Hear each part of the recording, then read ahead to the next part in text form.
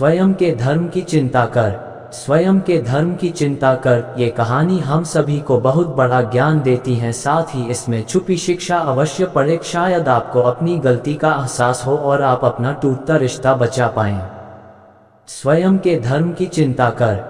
एक आदमी तालाब के किनारे बैठकर कुछ सोच रहा था। तभी उसने एक पानी में किसी के डूबने की आवाज़ सुनी और उसने तालाब की तरफ देखा तो उसे एक बिच्छू तालाब में डूबता दिखाई दिया। अचानक ही वह आदमी उठा और तालाब में कूद गया। उस बिच्छू को बचाने के लिए उसने उसे पकड़ लिया और तालाब के बाहर लाने लगा। इससे घबराकर बिच्छू ने उस आदमी को डंक मारा। आदमी का हाथ खून से भर गया। वो जोर जोर से चिल्लाने लगा। उसका हाथ खुल गया और बिच्छू फिर पानी में गिर गया।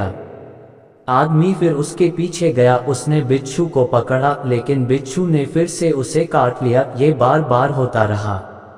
ये पूरी घटना दूर बैठा एक आदमी देख रहा था। वो उस आदमी के पास आया और बोला, अरे भाई, वह बिच्छू तुम्हें बार बार काट रहा है। तुम उसे बचाना चाहते हो, वो तुम्हें ही डंक मार रहा है। तुम उसे जाने क्यों नहीं देते?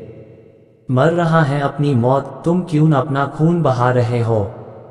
तब उस आदमी ने उत्तर दिया, भाई, डंक मरना तो बिच्छू की प्रकृति है, वह वही कर रहा है, लेकिन मैं एक मनुष्य हूँ और मेरा धर्म है दूसरों की सेवा करना और मुसीबत में उनका साथ देना। अतः बिच्छू अपना धर्म निभा रहा है और मैं मेरा।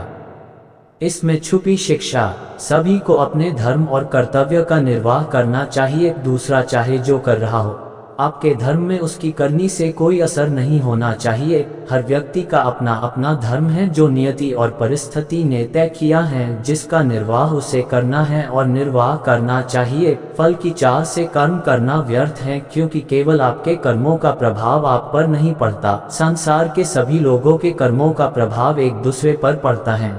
आपके हाथ में केवल आपका कर्म और धर्म है। आपको केवल उसकी चिंता करना चाहिए। अगर सभी एक दूसरे को देखकर अपने धर्म का निर्वाह करेंगे तो जहां धूर्त ज्यादा है वहां धूर्त बढ़ेंगे।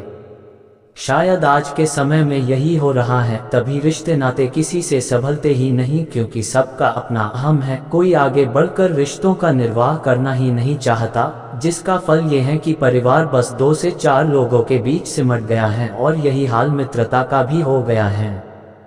लोग अपने कर्मों की चिंता ना करते हुए दूसरों के कर्मों की चिंता में घुले जा रहे हैं और स्वयं पर व्यर्थ का भार बढ़ा रहे हैं। अगर हर व्यक्ति केवल अपने धर्म और कर्म की चिंता करे तो सारी परेशानी ही खत्म हो जाए, लेकिन आज मानव समाज की यह प्रकृति रही ही नहीं है। सभी खुद को महान बनाते हैं और दूसरों में कमी निकालते हैं और खुद में छिपी बुराई उन्हें नजर ही नहीं आती। अगर अच्छे बुरे के तराजू में इंसान निष्पक्ष होकर पहले खुद को तौले तो आधी दिक्कत तो उसी वक्त खत्म हो जाए, लेकिन आज का इंसान डरपोक है। उसमें खुद की बुराई देखने और उसे मानने का साहस ही नहीं है। इसलिए आज रिश्ते चवन्नी के भाव हो गए हैं, एक नाजुक धागे की तरह टूट टूट कर गांठ में बंध रहे हैं और बस दिखावे के हो गए हैं।